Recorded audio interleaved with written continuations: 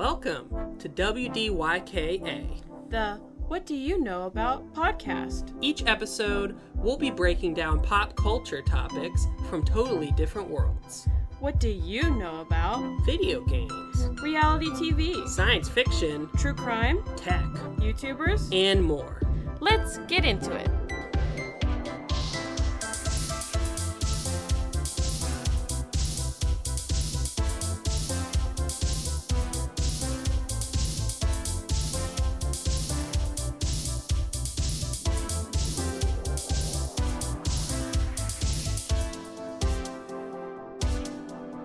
Welcome to the very first episode of our new podcast, the What Do You Know About podcast. Hello. Welcome. I'm Mikaela Iwascu, and I'm here with my husband, Chris Iwascu. We're both very excited about this first episode. We had a 0th episode. It was 4 hours long. That got scrapped. It's gonna be scrapped, yeah. Yeah. But we're here back with a better, we're more prepared this time around, I would say. And yeah, we're very excited. A little nervous, but excited. And yeah, I don't know. Chris, do you want to explain a little bit about what our podcast is, how it's going to work, what we're doing here? It's nothing fancy. It's a pop culture podcast. We both know a lot of pop culture topics. We both know a lot of different pop culture topics. Yeah, that's the key thing. Very different. So we're kind of taking, we're going to mansplain to each other these different pop culture topics that one of us knows, the other person doesn't. Exactly. It's called the What Do You Know About podcast because at the beginning of each segment, one of us will ask, what do you know about pop culture topic this? Fill in the blank. And so try to get some humor out of the other person attempting to explain what they think it means or what they know about it. Yeah. How it works, all that jazz. Example, in our 0th episode, Mikaela did the reality show Dance Moms, of which I knew very little. I did the multimedia franchise Pokemon, which Mikaela knew a little bit more than I knew about Dance Moms, although there was more to explain also. Well, yeah, I think it was more than what one episode could handle. That's the big problem. So, we'll bring it back in it's got to come back. Exactly. It's got to come back, but maybe more specific, Be a multi-parter episode. Exactly, yeah. Basically, the things that I'm interested in and the things that Chris are interested in are very different. For example, I like Dance Moms. Mostly like reality TV and just, that kind of stuff. The guilty pleasures of the world. And just general pop culture stuff. I like following the drama, the YouTube drama, the reality TV drama, all of that, sort of stuff. Celebrity, gossip. Chris, on the other hand, not at all interested.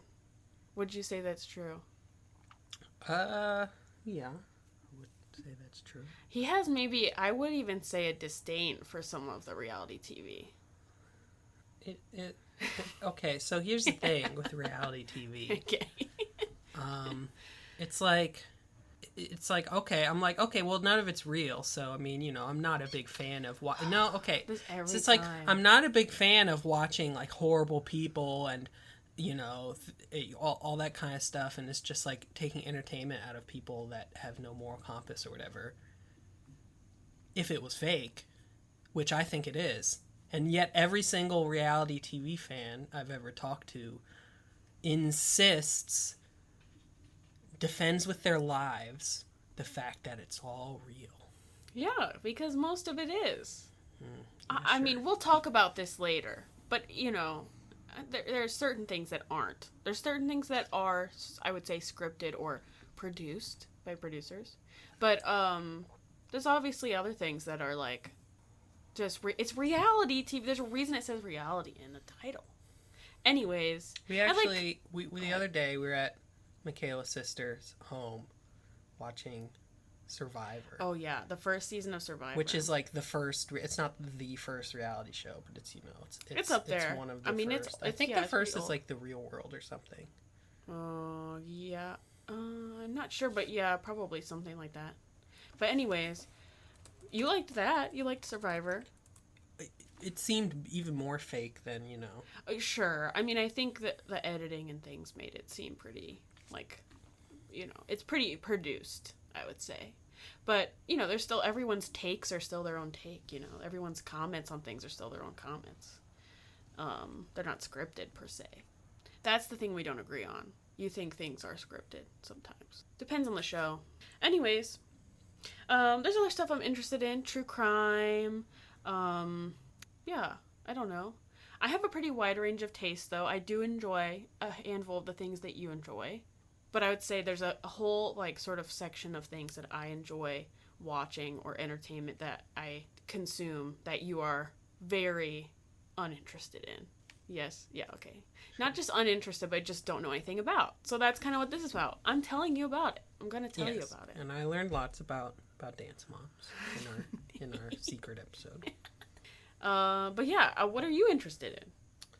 I don't know. I'm a computer programmer, so you can pigeonhole me for all of the things that you'd expect for that profession. I like video games. Particularly, I like retro video games, indie video games, artistic video games, RPGs, platformers, animation, music, art. What else would you say for me? Did you say music? I did. You did say music. Comics. Comics, yeah. Comics are great. You're more into the DC stuff, but you know a fair amount of Marvel things. Comics isn't just superheroes, but we'll definitely get into that on another day. I can't think of anything else. We'll get into it. You like lots, movies science are fiction, good. all Movies this. And yeah. All right, well that's just, I guess, a little bit of a background for the two of us. Yeah. We'll get to know us more as podcast episodes go on, but well, we planned 15 minutes of banter. We've been going for 8 minutes. Well, that's perfectly fine because I think our little, each of our sections is going to last a while. Let's do this. We'll do so. Here we're gonna have a segment. We don't have a name for it. Yeah. We're going to play some kind of game to determine who goes first. I today suggested rock paper scissors. We'll do rock paper scissors, even though it's on a podcast. You'll be able to hear. Right. He said, "Who's going to want to listen to rock paper scissors?" I was like, "I don't know, but I don't know what else we'd do." He said, "A number generator on a computer. Who would want to listen to that?" I don't make it really big numbers, and then you get to talk about the number. Oh, okay. Math. I guess we didn't talk about math. Yeah, that's the other thing you're interested in. I have no interest in talking about It's not really a pop culture time. This is a pop culture podcast. This isn't a everything podcast. It's a pop culture podcast. Right. I mean, you can talk about whatever you want. Well, do you want to do what do you know about linear algebra? I don't, and I don't care. Okay. We'll do the rock, paper, scissors since we don't have anything better to do. Yeah. And we'll come up with something better for next time. Something more podcast friendly. Sure. Yeah. All right. 2 out of 3. All right. We got to put it right in front of the microphone so everybody can hear I can't see your hand, though. I can't see your hand. Maybe I'll change it at the last second. I can't see your hand. Okay. You do rock, paper, scissors, and then on shoot. You do it, and then it's a 2 out of 3. Yes. Okay. All right. Ready? Rock, paper, scissors, shoot. Rock, paper, scissors, shoot. Okay, first round we both did scissors. Second round, I beat her with paper. You're going to narrate all of it. Okay. Well, it makes this more interesting. It's true. Rock, paper, scissors, shoot. Oh. And I beat her with scissors on the 3rd round. He goes first. I go first. All right, Chris. So the other thing is we don't know what each other's topic is. So we've, spent time during the week doing, outlines or research or whatever, and we've kept it secret from each other. So that's the other fun thing, I guess. We don't have any time ahead of this to look anything up or. Should we have a commercial break after this first section and then after the first thing, that kind We don't have sponsors. Yeah, but like you put it on nowadays. You have a podcast and old episodes. You put the ads in after you become famous, which will become super famous. You know how it is with I was out of water. You know how it is with like old podcasts. You go listen to like their first few episodes when they were like really tiny podcasts. It's just It's just weird. Like their commercial inputs are just strange. Yeah, because they don't plan them. It's okay. Because what they do is that they're talking and then they cut it at some weird spot. Yeah. So that's what we're trying to avoid. I understand. We can just leave a pause. Okay.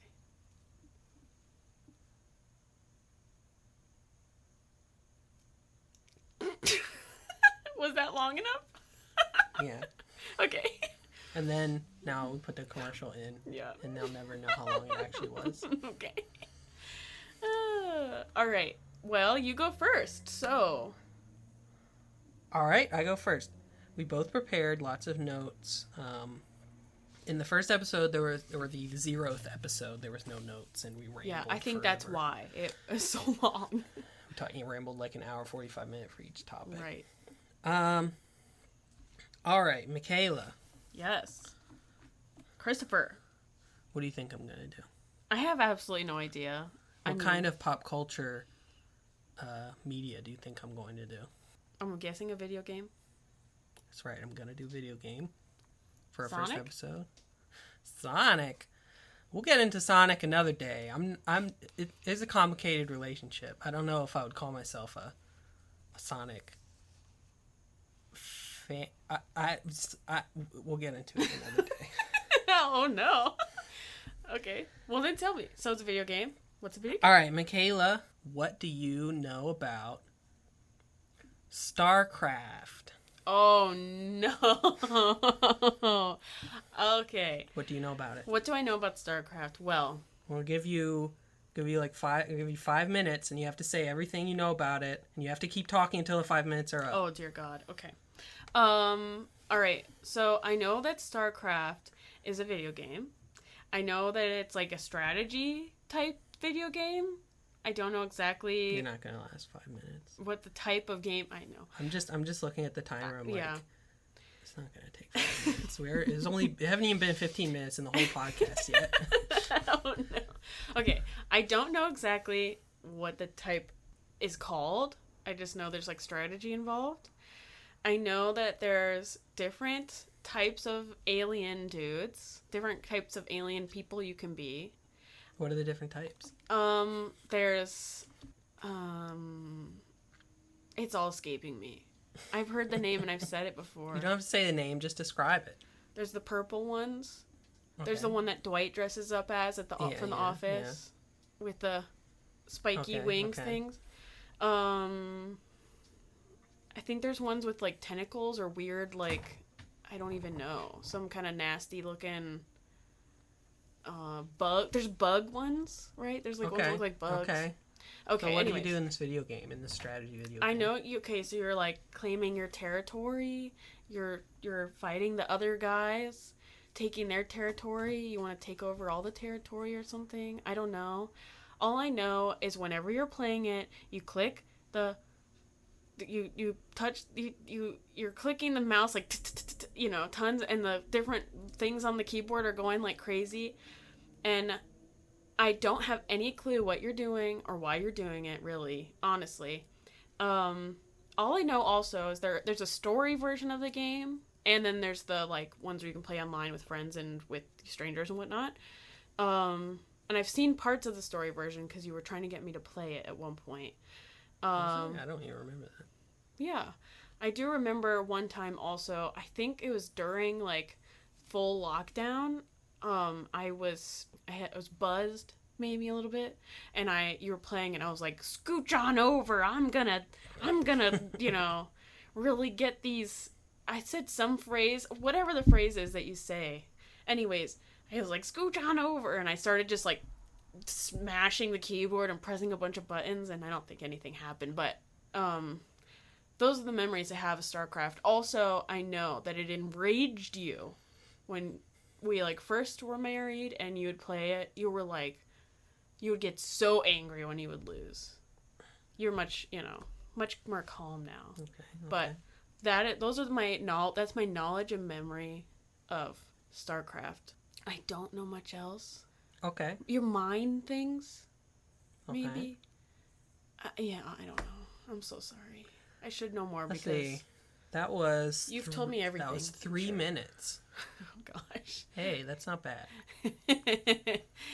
I said nothing. I said everything and nothing, okay? Well, you got... So I have in my notes... Walkers? Are there walkers?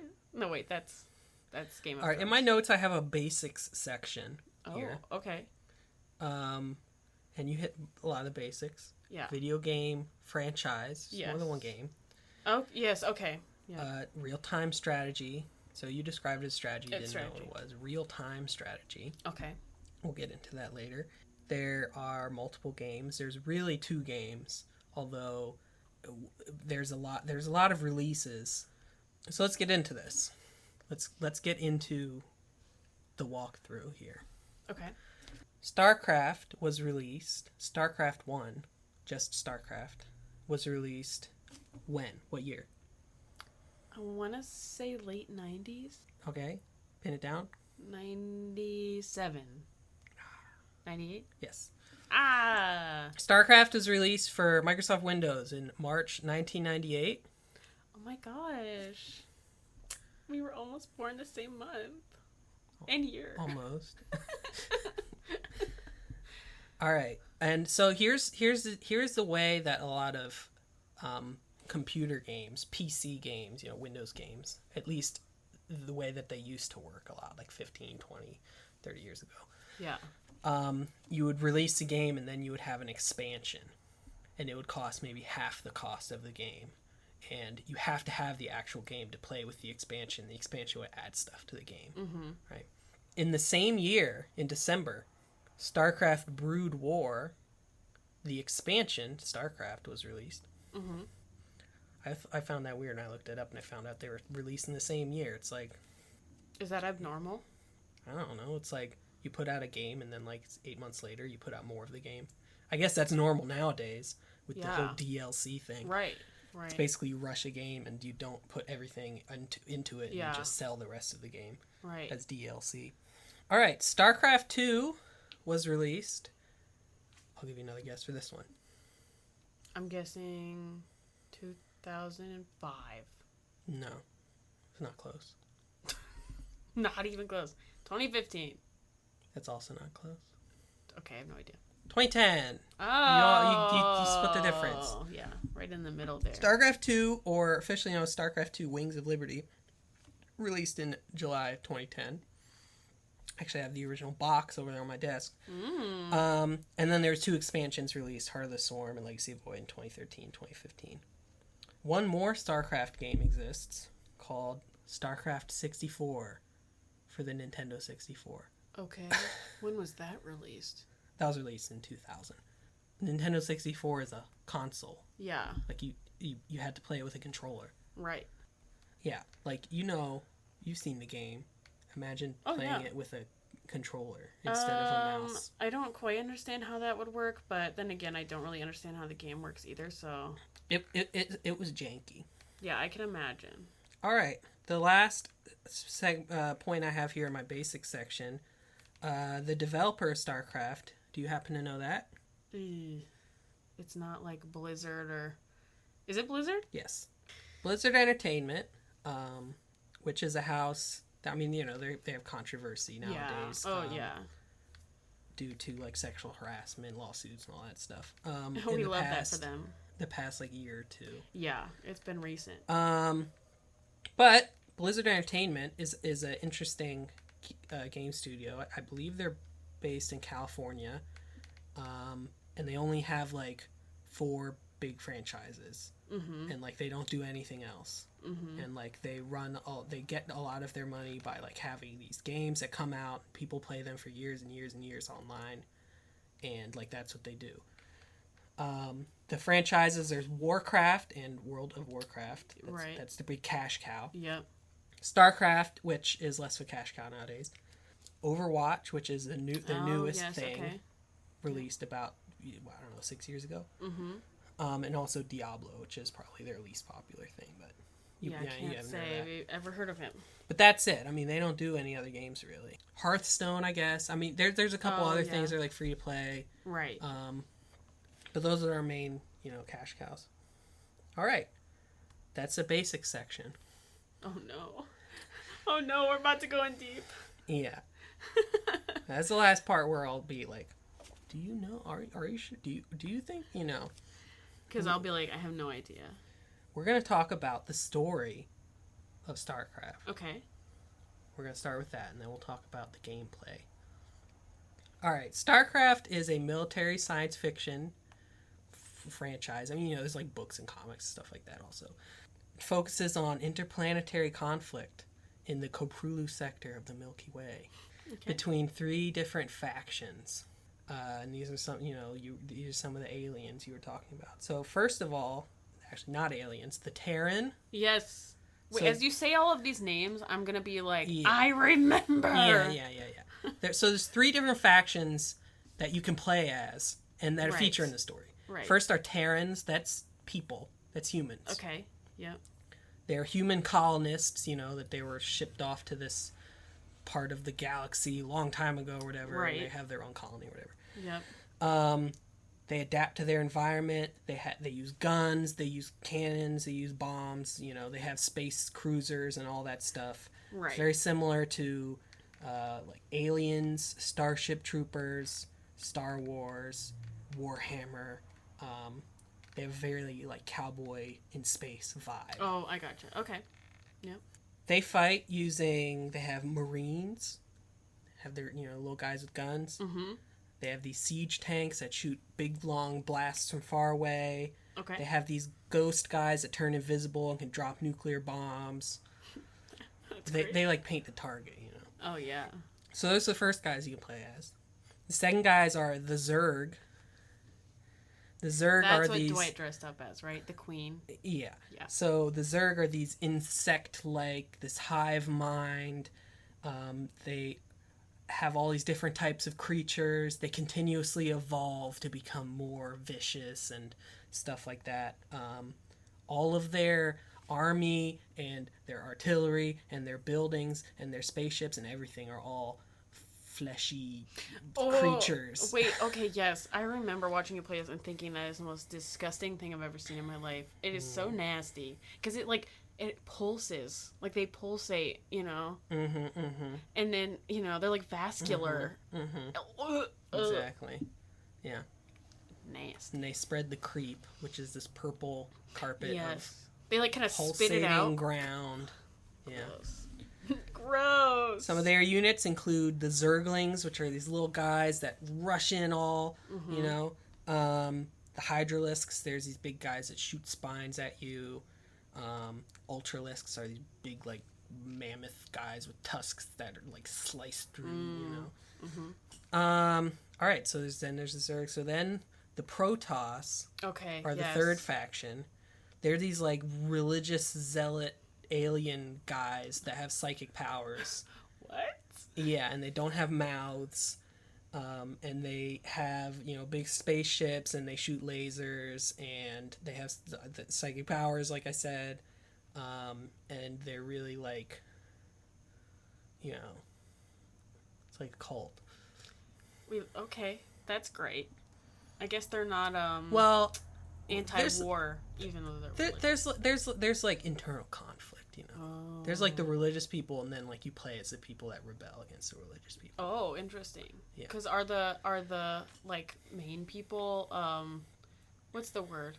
Like anti-war, No, they're still they're not. pro. Well, they're not like Catholics. I mean, no. I don't think Catholics are anti-war, but I mean, what's the phrase? What is that? There's a word for it. Being against, like, hurting other people. Pacifist? Yes, they're not pacifists. Nobody in this game is pacifist. Obviously. There wouldn't really be a game. I'm saying, like, you said that they're, like, going against the lead or the people in charge or whatever. Well, we'll get into it. Okay, I have a short overview of, like, the main plot of the first game. I gotcha. Okay. Condensed as much as I could, Yeah. Protoss fight with So while the Zerg have a lot of really small units that are really cheap, the Protoss have these expensive units that are really powerful. They have these Zealots that have like lightsabers and they slice through people. And they have these Templar that can like shoot lightning bolts from the sky using their psychic powers. They have carriers, which are giant spaceships that these little spaceships come out of and they swarm you all around. So yeah, so those are the three factions. In both StarCraft 1 and StarCraft 2, basically you pick, for multiplayer, you pick one of your factions, they pick one of the factions, and then you build up your bases and you fight each other. Right. Alright, so let's talk about the story of StarCraft, the plot. Okay. StarCraft 1, 1998. The story is split. You play, it's like mission based. You play 10 missions as the Terran, 10 as the Zerg, and 10 as the Protoss. So, playing as, Mikaela yawned. I'm so sorry. She's like, no, it has nothing to do with you. It has nothing to do with you. I'm exhausted. I'm so sorry. Alright, you start as the Terrans. When you play as the Terrans, they mostly just fight each other. It's like almost every Terran mission you're just fighting against Terran people because they always just squabble amongst themselves. Guess it sounds about right. Yeah, it's commentary. Yeah. For the Terrans, you play as Jim Raynor, who's sort of the main hero of all of StarCraft.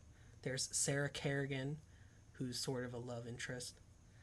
And Arcturus Mengsk, who's this guy that, pops up. And you're going to overthrow the Confederacy. Okay. Right? But then at the end, Arcturus Mengsk betrays them. He leaves Sarah Kerrigan to die to the Zerg. My God. And he starts his own empire. The Zerg story picks up. Remember I said Mengsk left Sarah Kerrigan to die to the Zerg. So in the Zerg story, the Zerg Overmind takes Sarah Kerrigan and puts her into this chrysalis and puts her in an egg, and she becomes. I got you. Remember the Queen of Blades. I was curious for a second. So I heard you said that name, and I was like, "Isn't that the name that Dwight says?" Exactly. And I was like, "Wait, I thought that's she who was." Dwight dresses up as in that episode of The Office for Halloween. Right.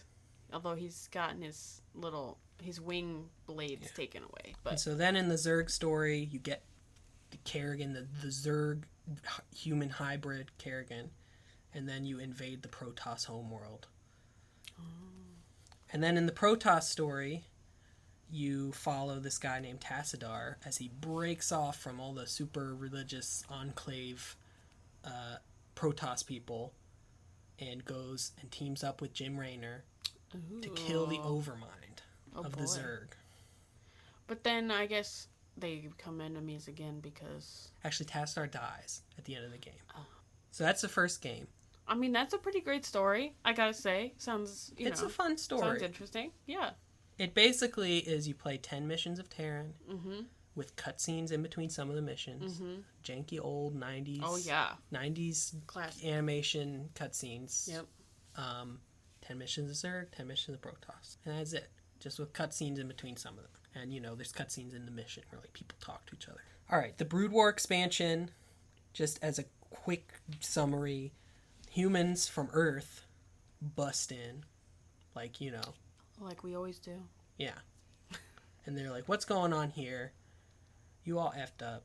And then, meanwhile, Kerrigan, the Zerg queen, is now, because the Overmind is dead, now she's in charge of all the Zerg. And then the Protoss got blasted by the Zerg, so they're recuperating.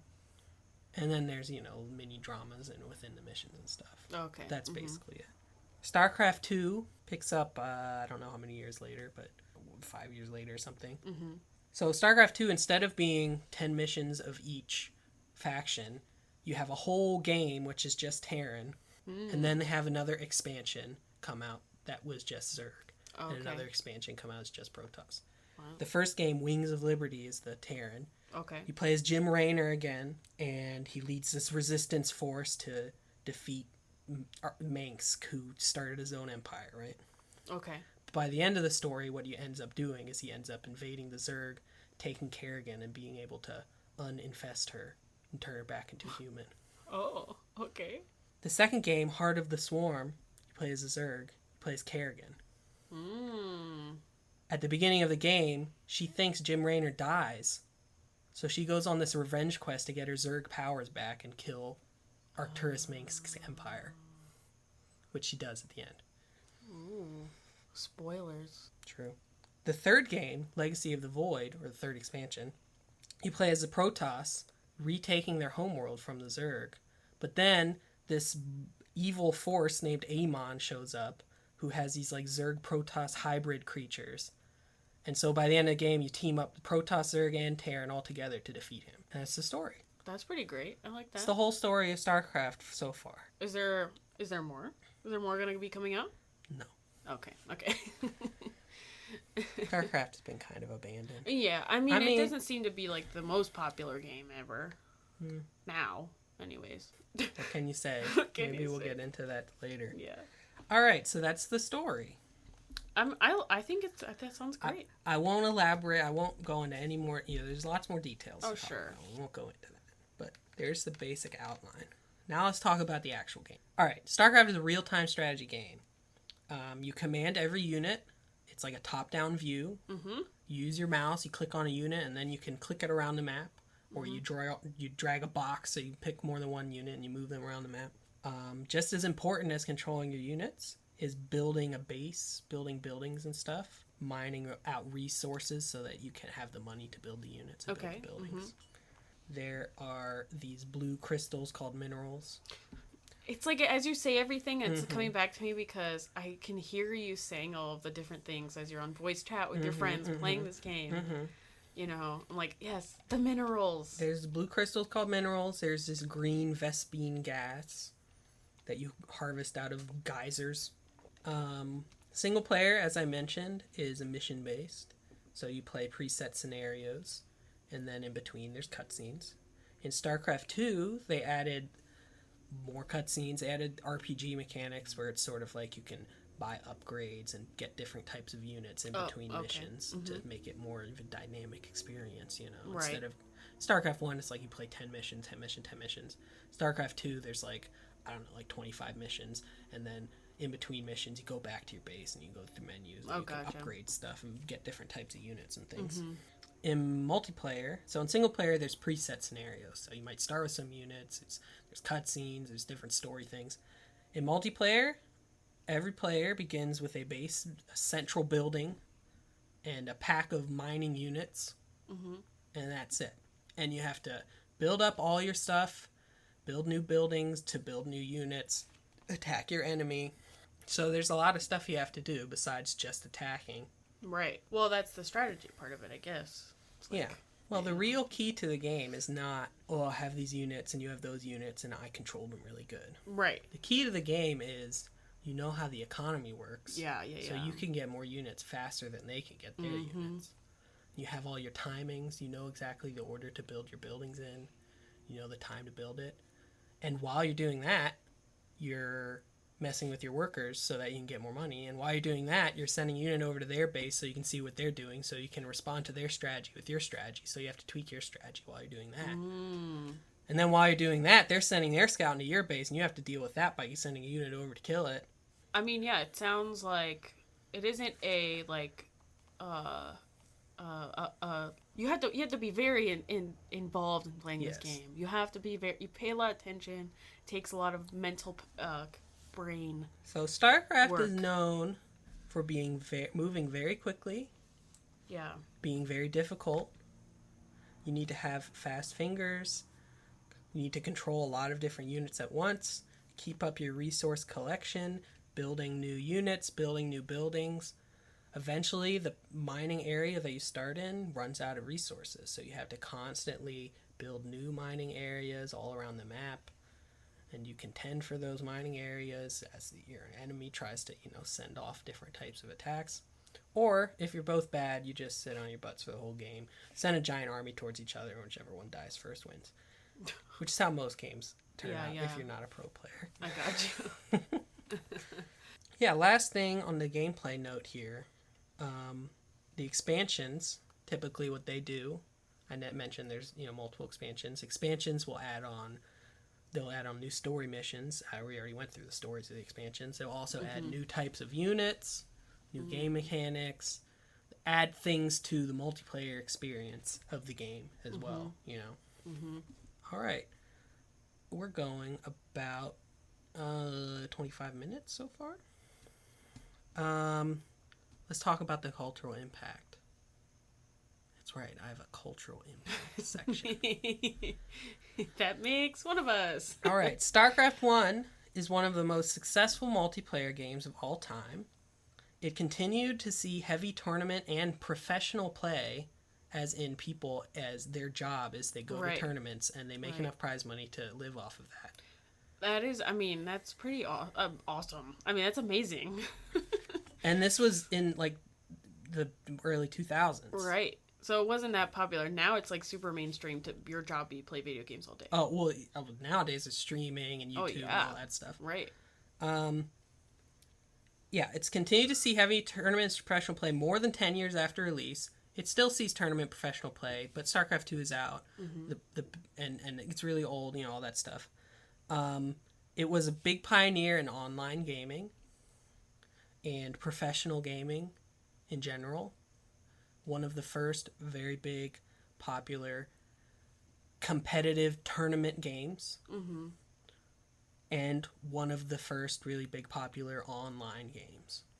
South Korea is the biggest, is where it exploded in popularity the most. Wikipedia describes StarCraft pros as niche celebrities in South Korea, and at least 3 TV channels were regularly broadcasting professional StarCraft games at one point in South Korea. Oh my gosh. That's awesome.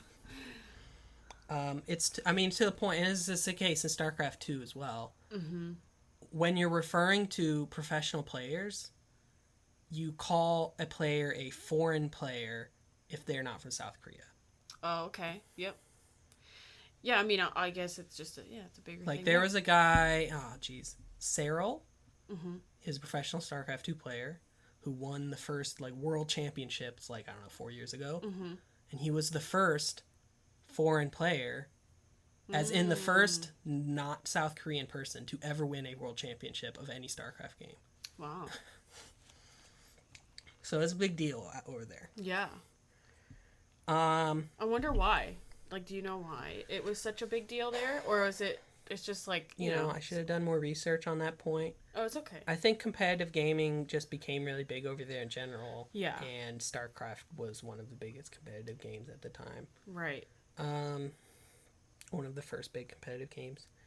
The World Cyber Games Championship, which is one of the first big, really esports circuits ever. It was the most popular game at that during its time.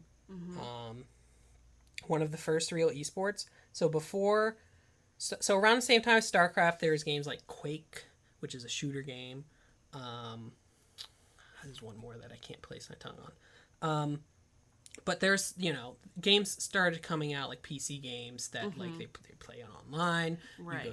There's tournaments and stuff like that. Before then, there was stuff like... It's more like console stuff, I guess. Yeah, so before then, there was stuff like arcade tournaments where like people come, they try to get a high score. That was like in the 80s. The biggest esports thing before StarCraft was fighting games. That was more early 90s, like Street Fighter and stuff. Okay, yeah. And that's still really big also. But yeah, that was StarCraft's one of the first games to really bring the scale up. Do you want to guess how much dollars in prize money has been given out for StarCraft 1 tournaments? Like all Total. Combined? Yeah. Jeez. Millions, I'm sure.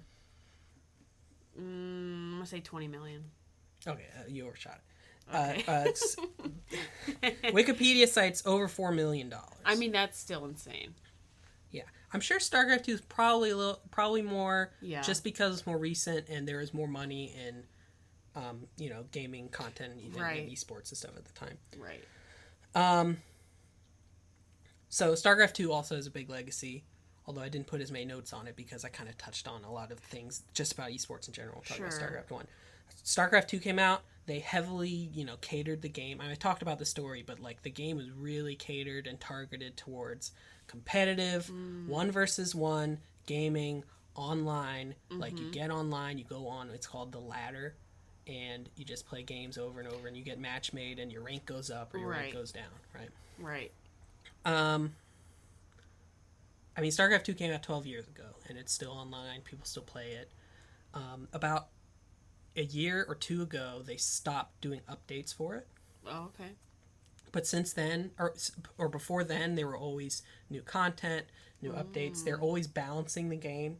And that's a classic Starcraft 2 thing to do, is you go on the message boards and you complain about how the race that you play as got nerfed in the last thing, or how they need to be buffed, or... Okay, can you explain Oh.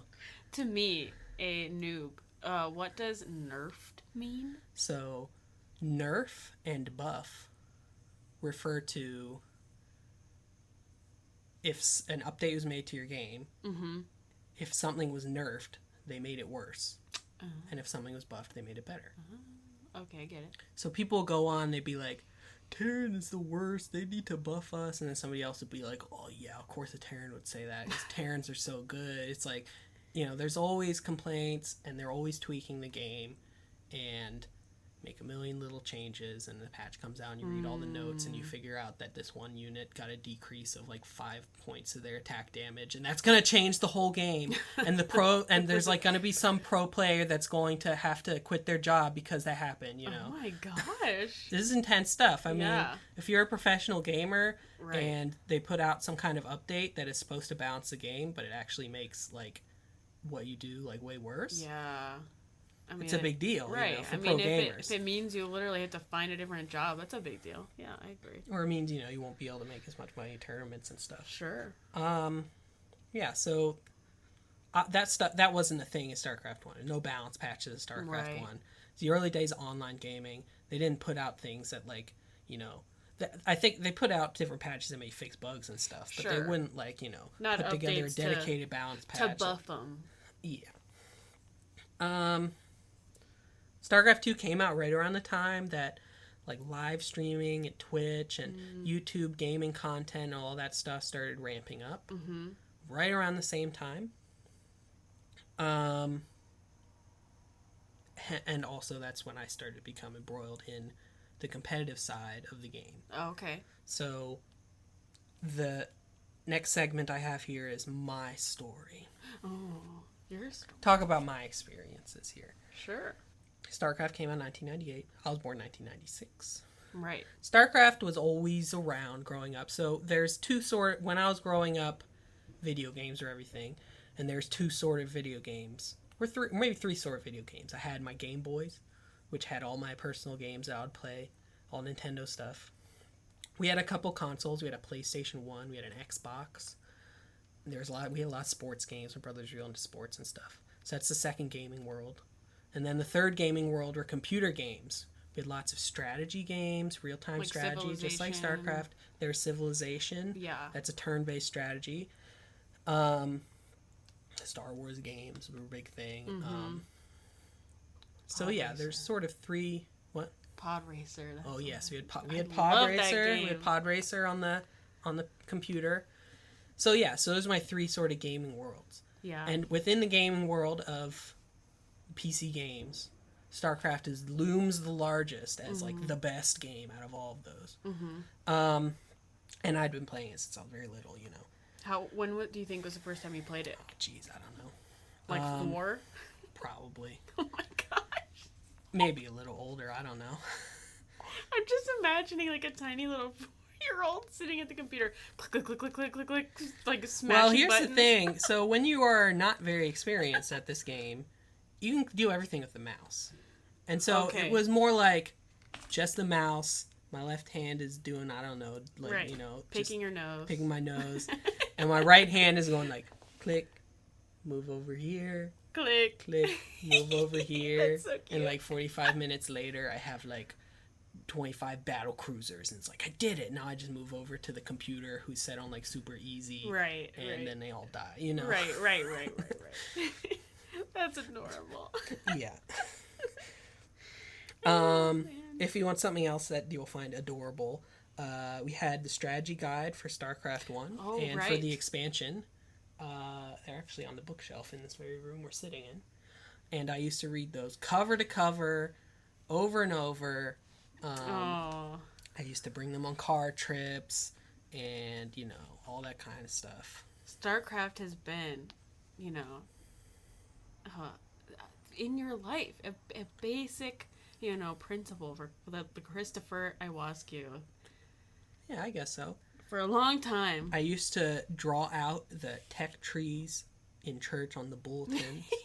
So the tech tree as in you can only build this unit once you build this unit. Yep, and I gotcha. It sort of branches out. Because you can't build the big units right away. You have to build stuff to get there. Right. Okay. So I would have all them memorized and I'll draw them out on my bulletins. Gosh. I love that. One thing great about StarCraft and StarCraft 2 is the modification tools, the editors. So for user-created content, I don't know how much you know about video games in general nowadays, but if you play on a computer, there's a bajillion mods for every game. So you can people can change the game to their wills and put in whatever they want and make whatever they want. StarCraft 2 is really robust tools for that. And you can play games that aren't even strategy games. Like somebody made a shooter game in StarCraft 2 where the camera goes down behind the little units and you go around the map. That's pretty cool. There's puzzle games, there's shooter games, there's different kinds of strategy games that aren't, normal StarCraft strategy games. StarCraft 1 also had a scenario editor, which I would mess around with all the time as a little kid, try to make my own story missions and stuff. I love that. That's so cute. I remember getting Guinness Book of World Records Video Game Edition 2008 book. Mm-hmm. And it was 2 years before StarCraft 2 came out. And there was pictures of early StarCraft 2 demos and stuff in there. And I was like, this is so amazing. Oh my gosh. Very excited. Yeah. I got StarCraft 2 when it came out. I would have been 14. I still have the box when I originally got it. Back when you used to get boxes. It's on my shelf. Around the same time, I started religiously watching YouTube Let's Plays, which is people playing video games on YouTube back before there was Twitch and stuff. Right. Video game reviews, that used to be really big, all that kind of stuff.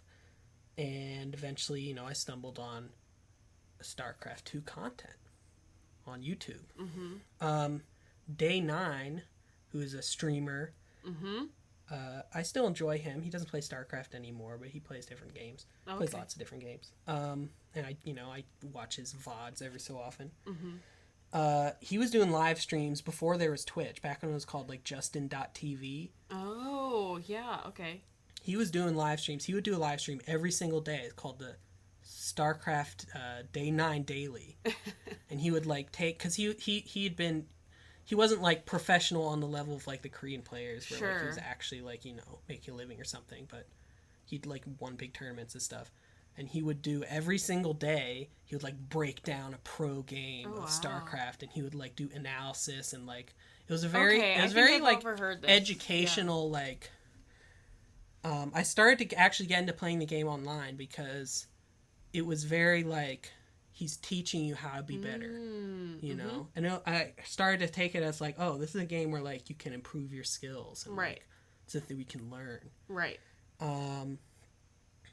So that was really fun at the time. I put the game down at various points. The second expansion came out 2013. Picked it back up, played the story. Didn't stick around with it too long after that, which looking online seems to be actually the case for a lot of people. Yeah. Between the second and third expansion, there was a big dip in popularity. When StarCraft 2 came out, it was big esports, giant tournaments, money, ESPN, that kind of stuff. And then, sort of dipped down and it has really reached as high since then. But I got really back into it in 2015 when the third expansion came out. I convinced my best friend, James, to actually get the game and play it finally. I'd been convincing him since 2010. I'd been trying to. Right. Took you 5 years. And I showed him the trailer with the Protoss guys using, fighting against the Zerg guys. It's a really epic trailer, actually. Yeah. And that's what convinced me. The marketing got him. The marketing team. It is, yeah. You weren't as good as the professional marketing crew that Blizzard has. Yeah. We became sparring partners for 1v1. I taught him all of the things I had learned from day 9, all of my lessons about how build probes and pylons, and macro is more important than micro, and all these things. Oh all of these key lessons. Of course, yeah. That you need to know to be good. Never stop building workers. Okay. So yeah, we got really into it, and eventually this friend group sort of assimilated around us, where we started getting all these other people to play. And for like a few years in college, like I don't know, 3 years, 4 years, we would play Starcraft 2 like almost every night, or at least a few times a week, all in voice chat. We'd play team games. At this point, 1v1 was a little stressful for most of us. It's really intense and difficult to play 1 versus 1. But we would play team games. We'd play 3 versus 3, 4 versus 4. You can do really silly strategies, fun things. And that was just a super fun, we don't do that anymore. I mean, we're all more grown up now, and we have more responsibilities. Right. Jobs, families, all that. But I don't know. I think it probably was a good, it's nice to at least just have people to talk to, right? Like, even if it's not deep, it doesn't have to be. You're still interacting with other people, and it's, there's that team aspect. It feels nice to be all on one team, working together. Yeah. Yeah. And it's fun to chat, just be on for hours till 4 a.m., just talking to your friends. Yeah. I can totally see why I mean, I get it. I definitely get it. Yeah. Well, that brings us to today. Fun fact. I learned the F word from Starcraft.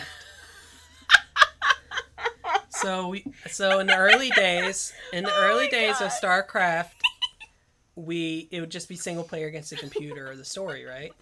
Eventually, figured out how to set it up, with the internet. Okay. This would have been like, I don't know, 2005 or something. Still dial up. 2005 or 6 or something. Okay. Yep.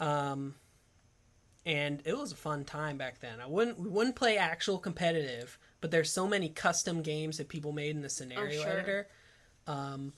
Couple really fun ones. There was Risk, where they made Risk in Starcraft. Oh, wow. It was really fun because it wasn't like turn-based. Basically, it had the big map that looked like the world, and you move around the units, and they'd move in, and you move them into certain different zones, because you can do all sorts of crazy stuff with the map editor. You can like add like different menus and stuff, and you can make it so if a unit moves here, it triggers something, all that kind of stuff. That was a big one. Another one was called Mass Attack, where basically you control like one little unit that's like invisible and flies, and you move it across the map, and you have a giant army that spawns automatically, and it follows it. And like depending, and like you can like go into menus and like edit how much it spawns. You basically just like watch these giant armies fight against each other, and like you can like go in and like upgrade over the course of the game. It was very interesting. Yeah, but yeah, how did you hear the F word exactly? It was over a chat. My brother was playing. I believe it was a custom game Risk. Okay. In StarCraft 1, and it was on the chat, the text chat. Oh no! And some other player typed it out. Yeah. In StarCraft 2, by default, it censors curses by putting a little, the squigglies. Oh, right. I gotcha. By putting in, like, hashtag @ question mark, something like that. Yeah. You can turn that off in StarCraft 2, but... Oh my gosh. I guess another fun fact, StarCraft 2, or StarCraft 1, I mean, is the source of many pop culture sayings and terms and stuff. Oh. I believe Pwn, PWN, comes from StarCraft. Oh, I didn't know that. Noob, I'm not sure. I think like noob spelled like N00B. Yep. I think that comes from StarCraft 1. Yep. Maybe not noob, because noob comes from newbie, Right. Zerg Rush is a really popular term in gaming. It refers to a strategy in Starcraft where you play as the Zerg, who has the cheapest unit so you can build the fastest. Okay. And instead of doing an actual strategy, you just build a bunch of units faster, as fast as you can, and just move them all into their base before they can build anything.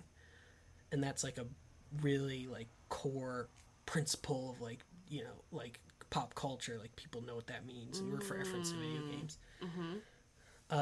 Quotes, you must construct additional pylons. Have you ever heard that? Maybe. When you're playing as the Protoss? I mean, I can hear it in my head. I can hear the lady's voice. Not a lady, but yeah. But there's a lady's voice. So when you're playing as the Protoss, you need to build these buildings called pylons in order to build more units. And if you don't have enough, the guy goes, you must construct additional pylons. Oh. And if you keep clicking to build the unit, click, click, click, click, click, because you're spamming your click, it goes, you must construct, you know, it says it over and over. Mm-hmm. It's a classic line. I don't know, there's lots of stuff like that come out of this game. Yeah. That's my last fun fact, and that was my story, so... Awesome. What did you learn? What did I learn? Let's see. What's the most important things you learned? Well, okay, I didn't know about, like, how the story and everything worked. Uh-huh. So that was interesting. Very interesting to learn, because I didn't know what the story actually was. So I knew there was a story part, just didn't know what it was. So that was interesting to learn. Glad that I now know that. I learned that's how you first heard the F word. Fascinating. And I learned that you were like tiny little 4-year-old sitting there like clicking, picking your nose. And that's adorable. And I'm glad I know that, because it's cute. Thanks for telling me all about it. Yeah, glad you... All right. I have one more thing to show you before we close off. I'm going to show you a video of a professional StarCraft 1 player. Wait, I'm gonna get like sick from motion sickness watching this man's hands. I already know it. Here we go. You know what? We'll go to commercial break. Yeah. We should take a pause. Once we come back, I'll show you a video and then we'll go right into your thing. All right. We'll see you guys on the other side. Hey guys, welcome back to the What Do You Know About pod. Got a nice drink of water? Well, yes, I have one too, and I'll be able to actually sip it because I'm not going to be doing most of the talking for this next section. So, like I said, I wanted to show Mikaela this video. This video is called, it's on YouTube, has 1 million views, Razor the Hack's Life. I think that's another thing that came from StarCraft. Hacks, H-A-X. Oh, okay. Means like you're cheating, you're hacking. Right. Razor the Hack's Life, actions per minute, APM. Do you know what actions per minute is? Yeah. All right. Here's the APM demonstration on the video. Oh. Bro.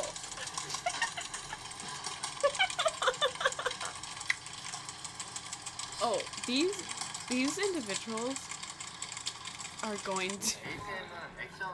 Oh my gosh, they're going to need, like, carpal tunnel surgery by the time they're, like, 25.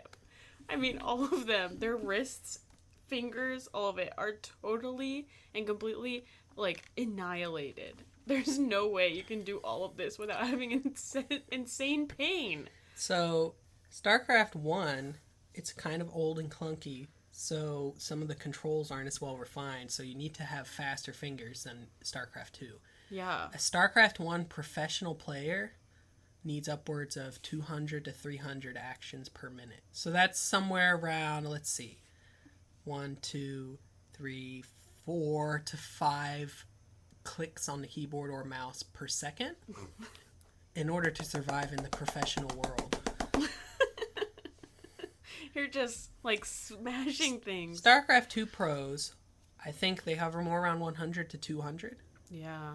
But I think you can be competent on the highest level of StarCraft 2, generally around 80 to 100. Okay, yeah. Does it calculate it as your... In StarCraft 2 it does, yes. StarCraft 2 has lots of statistics. Yeah. After you finish the game, you can see your actions per minute. You can see how efficient your Wow. economy was. You can see how many units you build, all that kind of stuff. So. Oh my gosh. That was wild. Oh, man. All right. Well, thank you. Thank you for educating Me? The listeners? All right. Anyone? Move on to your section. Don't forget to say what you know about. Yes. All right, now I get to sit back and not talk so much, finally. Here we go. All right, Christopher, tell me, what do you know about The Bachelor? Oh, man. I know that you are a big fan. It's a reality. Oh. Just want to clarify. We are only talking about The Bachelor, none of the other... Does The Bachelorette count? No. No? No. But it's like the same thing. No. The rules are the same. Okay. The Bachelor. This is so that you can bring back the other things for other episodes, right? Yes, obviously. There's so many offshoots. I think I know more about The Bachelor than you know about Starcraft. Than you knew about Starcraft. Probably. But I guess I think that you've never really sat down and watched an episode, so you don't exactly know how any of it goes. Pretty sure I've watched at least one episode, start to finish. There's no way. With you having it on in the room. Not like I sat down, I was like, I'm going to watch There's no way that has ever happened in our entire lives of being I'm pretty together sure in any way. No. Anyways. Go ahead. Give me 5 minutes. Yes. With the 107 mark, so give me till, 112. Let's see how much you can say. All right, The Bachelor is a reality show. Yep. I don't know, like maybe 20 years going. And it's a reality I mean, the name says it all. There's one person who is The Bachelor, a man. And then there's this whole flock of women that are trying to, whole flock of geese. Look at all those chickens. Yeah, exactly. That are trying, and it's a competition, sort of, Survivor style, for them to become engaged to The Bachelor so they can be married. And it's a competition. I know they try to frame it as like they're actually falling in love, but that's BS. It's all fake. And it's all competition, and there's like eliminations and stuff. I don't 100 because I know that like The Bachelor says will you accept this rose, and that's sort of part of the elimination process. But I don't know how it works like early on when there's a lot of girls. Like, does he give a rose to everybody except for one? Or how does that work? I mean, maybe you'll explain that later. But, like, it's like Survivor or American Idol, all the reality shows that came out around then where it's like, it's a whole bunch of people are trying to get one thing, and then each week one of them gets voted off. And it's, it's fun to watch because, like, you meet all these people, and it's like, who's going to be the last two?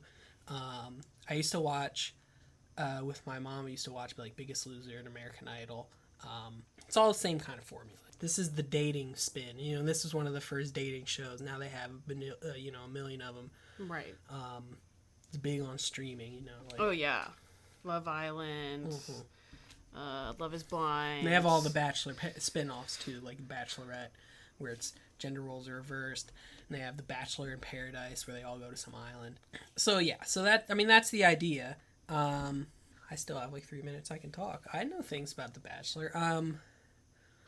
I mean, there was that one year where that football guy was on, and he was like a virgin.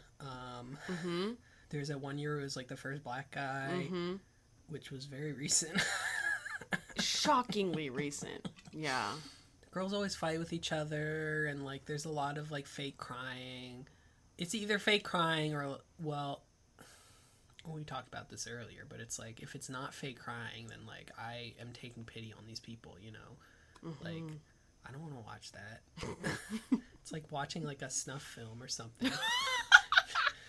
Just it's emotions like you're just watching instead something, of people being it's like killed. You're watching something very unfortunate, right. If it's real. I understand.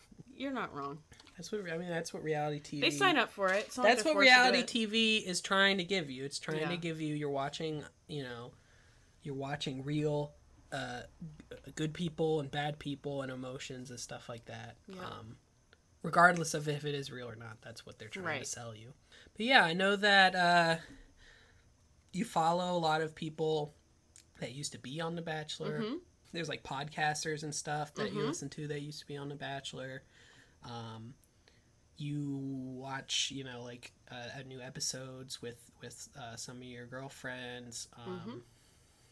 It's a big, it's a lot more popular among women than it is among men. For sure. But there are those guys out there, they'll watch it with their... that's the thing. And I've seen like a TikTok of this that was hilarious, where it was like the girl sitting down watching, the Bachelor or whatever, and her boyfriend or husband or whoever is there too, and they're like, I'm not gonna watch, and then it's like a TikTok of him like cleaning, and then he stops to like watch the show, and then slowly he makes his way on the couch, and then slowly he's like sitting next to her, and then slowly he's like, oh my gosh, I can't believe it, Yeah, look, you said at the beginning of the pod, you were like, oh, you're not interested in any of this stuff, and you would never, but it's like, it's reality TV, it's entertainment. It's not, dull. It's not like you sit down and like boring or something like that. Yeah. There could be points where you sit down and it's enraging. I mean, when it comes to something that you are interested in that I'm like, oh, I'm not interested in that. I don't think there's anything where it's like it's boring. There's some like maybe like podcasts or reality shows where I'm just like, oh my gosh, like it's like it maybe makes me mad. Right. Yes. But I mean, The Bachelor's pretty innocuous. I don't mind The Bachelor too much. I think of all of the like reality shows, The Bachelor's probably the most tame in terms of being like it's of very... all of the reality dating shows. Yes. Maybe not of all the reality shows. Of all the reality dating shows, it's definitely the most tame, and even then though it can be kind of insane, but it's the most tame, I would say, and the most, I don't know, watchable by most people. That season where they had the football guy, that was the season that I had seen like an episode front to back at least once. I remember. Right. That. I think you're talking about Colton, by the way. Yeah, didn't he have like his own like Netflix like sequel show where like he was gay or something? We'll talk about that. We'll talk about him. It's interesting. And one more thing. I know that they do like, because it's a reality show, it's all pre-recorded. And they used to do this on Biggest Loser, too, where this finale would be like a live show where they'd see where are they now.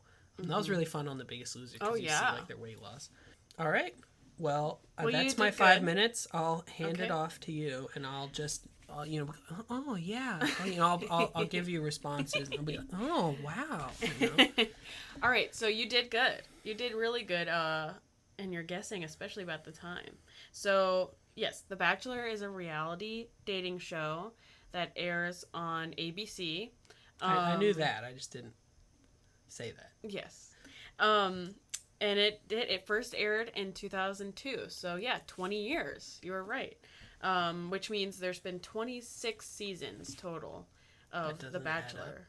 It doesn't quite add up, but I think because of COVID and things were really weird with timing of like airing TV things. seasons are different than real seasons. Yes, that too. So 26 seasons. That's a lot of any show, but especially a reality show to last like 26 network seasons. TV. I feel like network TV is kind of like network TV lasts longer. It does. Yes, but there's kind of like few reality shows that have lasted that long. A lot of network TV and like in the old days and stuff. It's like lower bar lasts longer. Yeah, I understand what you're saying. Because they have so much money. Right. That's like right. We'll cancel it. Right. So there's lots of spin-offs of The Bachelor that have begun. Like you said, The Bachelorette, Bachelor in Paradise. There was Bachelor Winter Games. Oh, wow. There's... Is that like the Hunger Games? Sure. They should do the Bachelor Hunger Games. They should. There is The Bachelor in lots of other countries. New Zealand, Australia, Canada. All reality shows that start in America, there's always like a version for every country, basically. Yep, they've kind of gone all over.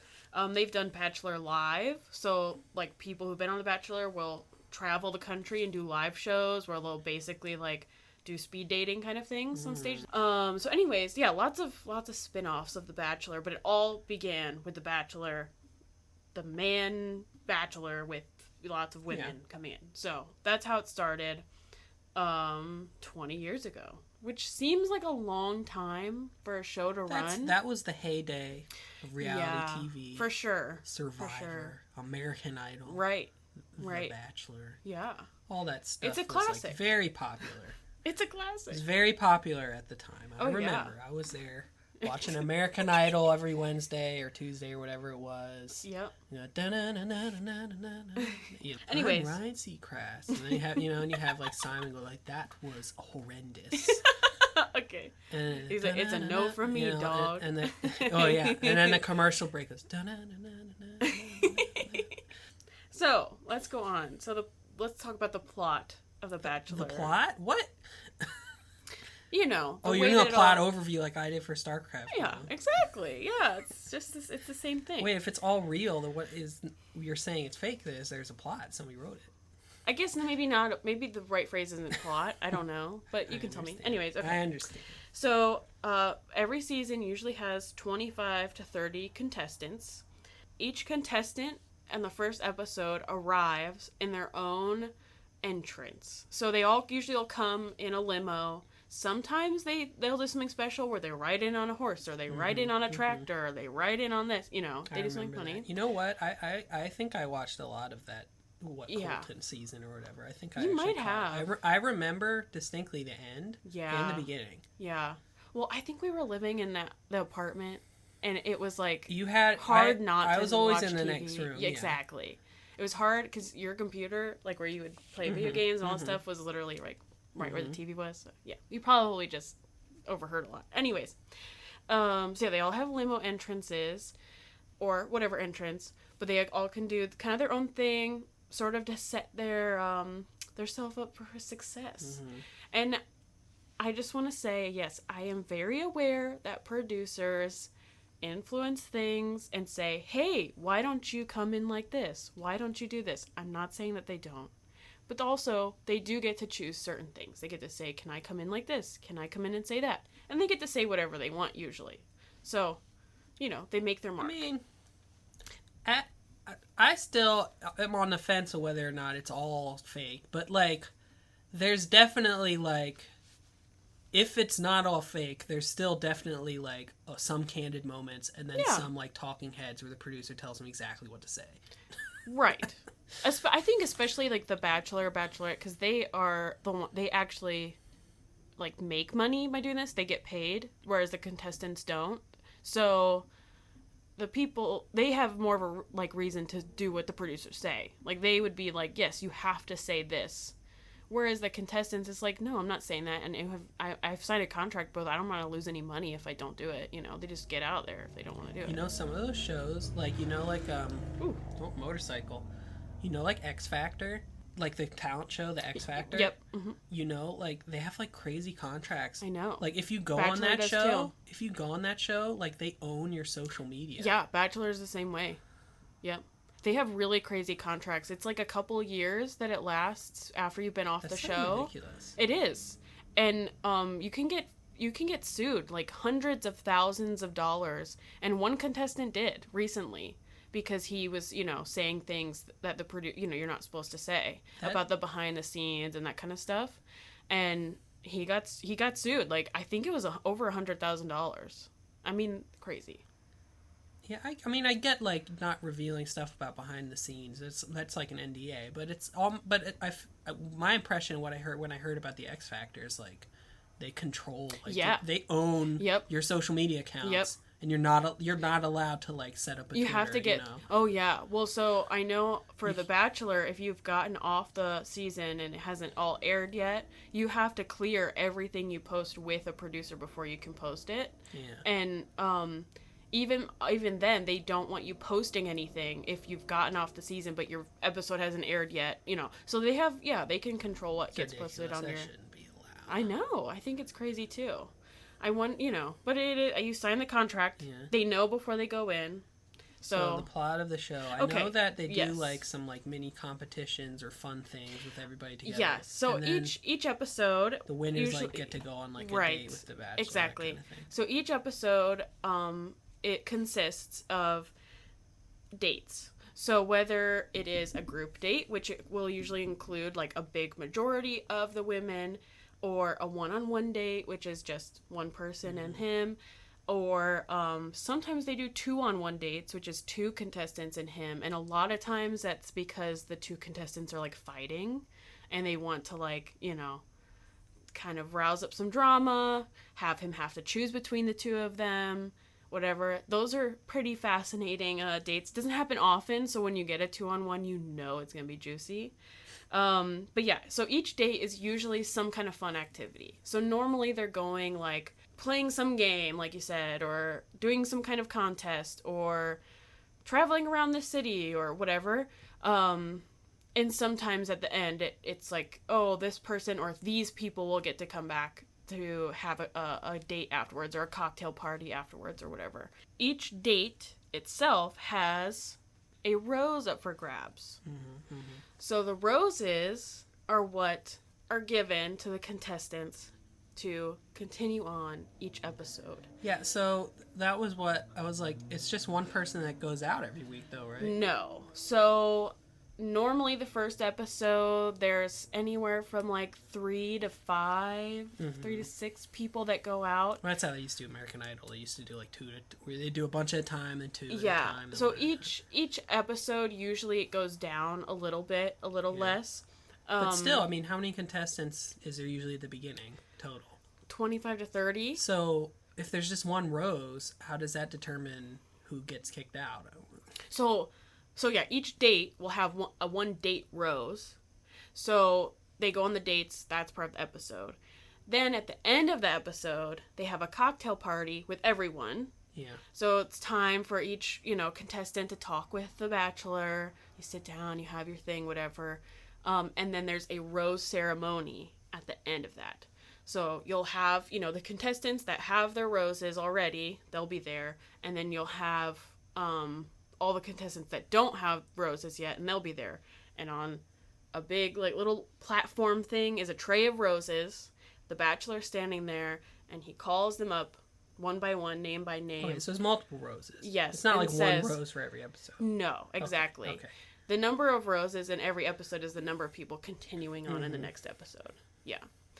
So it depends on the episode. Sometimes it's a lot that are going home. Sometimes it's not very many. Once you get down to the last few weeks, it's like one person going home.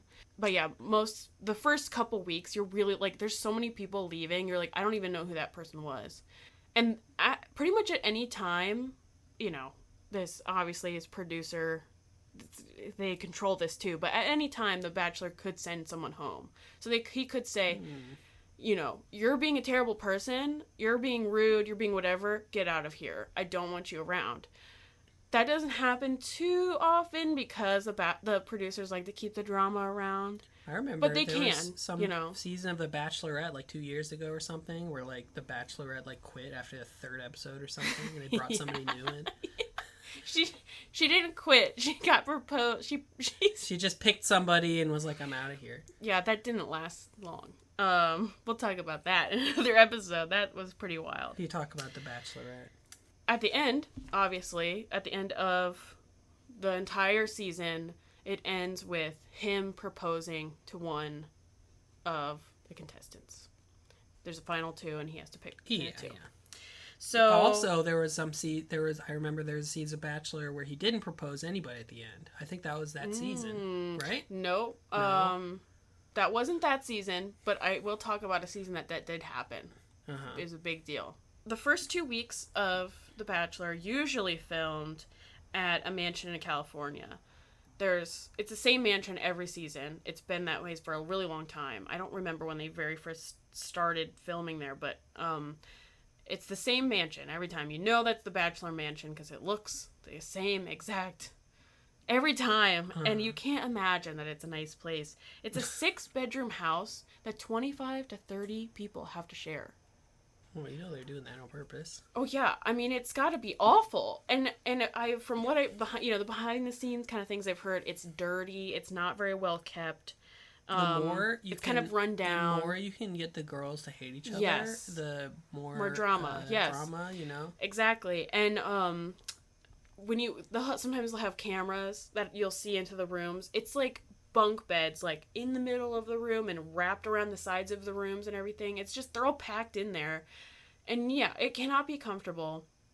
There have been seasons somewhat recently where they've filmed the entire season was filmed at a resort type place. Recently, the last Bachelor season was filmed at a big really, really beautiful hotel in Pennsylvania mountains. It looked amazing and not that far from here, so I would go. But anyways, and there's been other seasons too where they've like filmed the entire season in like Italy or in Paris or whatever. But most of the time, it's the first few weeks are filmed at the Bachelor Mansion in California. And then the following weeks are spent traveling all around the world, usually. They go to lots of cool places, see lots of cool things. In the more recent season, because of COVID, they didn't travel anywhere. They just stayed at the resort. That was okay. I think the traveling thing makes it more interesting to watch. It's kind of boring when it's just them sitting at a resort for months. But, stay safe. As they get to near the end, there's usually 4 contestants left, and that's when they go do the hometown dates. So the Bachelor will visit all of their hometowns. They meet the parents. Exactly. And you have some kind of shot on the commercial where the parents like, I'm just not sure about you for my little girl. Yes, exactly. Yes, exactly. I mean, it's kind of insane when you think about it. Like, they are going and meeting these parents. They've been dating this person for a few weeks. And sometimes they'll go in there and be like, I'm asking them for their blessing if I propose. Because basically they have to go and say, I'm dating 3 other women. That's the thing. It's like, I propose to your daughter. Is that okay? I mean, what? Well, it's like we were talking about, like, how The Bachelor is the most, tame of all these dating shows. But it's like, regardless of, like, how people are acting in terms of, like, being nice or being mean or, like, their morals, it's like, are you telling me this is 100% real and they're, like, having all these women date this one man in competition? Like, that's not cool, right? Like, if that's real, that's not cool. That's not healthy. That's not how relationships should happen, right? Right.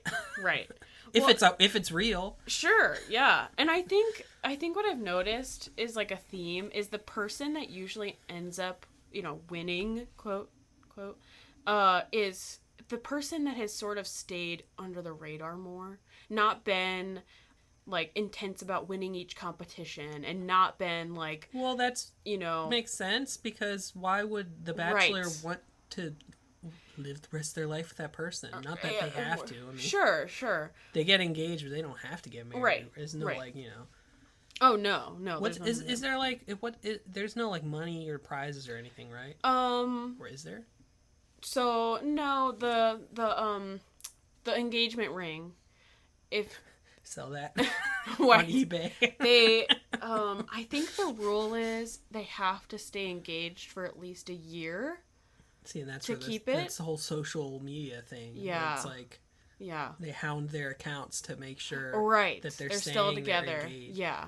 If I was on that show, I'd be like, in a fake relationship, we'd be like, hey, I'm gonna pick you, and we'll pretend that we're engaged on our social media for a year, and then we'll sell a ring, and we'll cash out. Right. I mean, I don't know for a fact, but I'm pretty sure all of those rings are, like, insane rings. It's always the same designer guy. His name is Neil Lang, and I swear to God, this man is like the Crypt Keeper or something. He does not look well. But he's been on this show since the beginning. It's a TV show about getting engaged by, one of the big 3 networks. But I'm saying this guy, then you're going to have expensive designer. Rings. I know. I'm talking about the ring designer. He has been there since the beginning. Isn't the ring is like one of the symbols of the show in, like, the logo, and so is a rose. Oh, right? I think so. Usually the rose is the main thing, though. I'm looking it up. Okay, so the logo has a ring as the O. Yes, okay. But a lot of the promotional material has, like, rose petals in the background. Right. Okay, so after the families, one person is, kicked off. And then the next week is the fantasy suites week. Yeah. So this week they get to go on a date with each person individually, spend an entire day together, and then they get the option of spending a night together without cameras. So, you know, whatever that might mean for them, it's called fantasy suites. You know, whatever they choose to do with that time they have alone in a hotel room is up to them. And usually, you know, you can tell how it went the next morning when they're filming. If they're giddy and so, like, the biggest smile on their face, so happy, you know it went well in many ways. Family podcast. But it's a family, yes, this is a family-friendly podcast. But you also can tell when it was like they found out they have nothing in common, or they found out that they do not jive together, or they found out that they have very different beliefs about something and they will not work together. You know, you can tell the next morning. You're like, so that week, obviously, again, someone else is eliminated. So it goes to the final two, the last week. Usually at this point, they meet the Bachelor's parents. Normally, they're traveling somewhere really nice. They'll meet the Bachelor's parents. You know, the Bachelor sits down with his parents and is like, what do you think? I don't know what to do. I can't pick between the two of them. I'm in love with both of them. You know, something like that. And then he has to pick. He has to propose to one of them. It'll usually start off with one of them coming down, getting out of the limo. And that's always the most shocking moment, you know, when they zoom in on the feet getting out of the car, and then you see who it is, and you go, oh no, they're not getting proposed to, you know. And yeah, sometimes it feels that way. You're like, that's what I remember around you watching it, like, you know, yeah, those couple years where it was always like they picked the wrong person at the end. Right. And then obviously they propose. And there's usually a, like, live portion of this episode that's called After the Final Rose. Yep. And that's where they, you know, say, how are you doing? And then they kind of look back on the show and they go back and look at things or whatever. Sometimes they're still together at this point. Sometimes they're not. And it can be really awkward. But usually also it's an opportunity for the runner-up to confront the person. Of course. And they'll say, I haven't talked to him since... you know, he broke up with me. And there's actually one other special that is filmed at some point throughout the season. It isn't live. It's in, like, the same kind of studio audience sort of setting, and it's called The Women Tell All. Oh, yeah, with that host that got canceled. He is gone now, yes. Chris Harrison, we'll talk about him. You know, normally the Women Tell All is like they look back at the season, the most controversial people kind of like get confronted by the group. It can be kind of a shit show, to say the least. It's a bleep. Yep. You're editing this, right? I am editing this. So, get your bleeps together. But, you know, it's entertaining, I'd say. And there's also times where you, like, you know, they talk to the people that were, like, kind of near the end, like the final 5 or 6, and they were really close or whatever. You know, is definitely more, you know, devastating for them. But yeah, I mean, that special is usually the one that is the most chaotic out of all of them, because there's so many of them together and they all start yelling at each other and it's just impossible to watch. That's how the last few have been. They've been impossible to watch. But anyways, so... that's, I guess, basically an overview of how the show works. That's the plot. The plot, I guess you could say. An overview. Now we're going to get into some of the kind of iconic, sort of dramatic moments throughout the years. I'm not going to touch on all of them, obviously, because it's 26 seasons. There's absolutely no way I could touch on every single drama that's ever happened in this show. But I'm just going to touch on some of the, like, you know, ones that are most popular, most known. So there's been a couple times that The Bachelor's gone off the beaten path, so to say. On season 11, Brad Womack, he was the Bachelor, and he didn't end up picking either of his final 2. Mm-hmm. He got to the proposals, he got to there, and he sent both of them home. And to say that America was mad and the viewers were not happy would be an understatement. It was... very, very controversial. I don't know. I mean, I get if you're watching that. It's kind of like, why would you get to the final 2 and get to the proposal stage standing there in the place where you're supposed to propose? This brings us back to real versus fake. I know. If I it's don't think fake, then yeah, why would you do that? Right. But if it's real, like all the fans think it is, then that's a terrible thing to say, that this person didn't want to choose, like, to actually be married to either of these people because of a personal decision. Right. And all the fans think it's real, so all the fans are terrible. Hey. Hey. Well, in a shocking surprise, he came back to be the Bachelor again in season 15. I feel like I remember that. And, I mean, this is so long ago, I was not watching them. That, I mean. But, once again, he didn't end up marrying his final pick. He did pick someone and propose, but he didn't end up marrying her. At the beginning of that season, someone came out of the limo and slapped him. Nice. As her entrance and said, "That's from every woman in America." Oh, gosh. And actually, I think she was the runner-up on that season too. So I guess she made an impression. No, it's all script written, you know. Oh, come They wrote her on. to be that person at the beginning. It's like she slapped him, but then he turned around, you know. Classic TV writing. I will say this. I think there's a possibility that these earlier seasons, more people could have been actors and actresses. But the more recent seasons, it's very hard for them to get away with that because everything is on social media. Yeah, but if they have a contract that controls your social media, then it's like... But what about your past? What, they don't go back and delete everything? No, it's all still there. So what, they've been pretending to be this person for, 15 years? No. They can't get away with it because now on these seasons, if they find out you have any kind of aspiration to be an actor or an actress or anything, you are ridiculed online. They're like, this person came on The Bachelor or The Bachelorette just to, get fame and become an actor or actress. So you can't, it's very frowned upon to pretend on this show. Yeah, but if you're actually going on the show because you want to become in a long-term relationship, then you need some serious, counseling. I don't disagree with you. I don't disagree with you. Yeah. But Yeah. also, it is a really good way to, become Instagram famous and get lots of sponsors and make money. So. Look, the dating show that I liked was Love is Blind on Netflix. Love that show. You know why? I mean, it was well put together. Yes. Good reality very show, well all produced. that stuff. But it's just speed dating. It's not like a competition for all one person. Right. Or like throw everybody together and see who matches up. Yep. It's speed. First of all, it's speed dating. It's like the same thing you would do if you went to a speed dating or blind dates or something like that.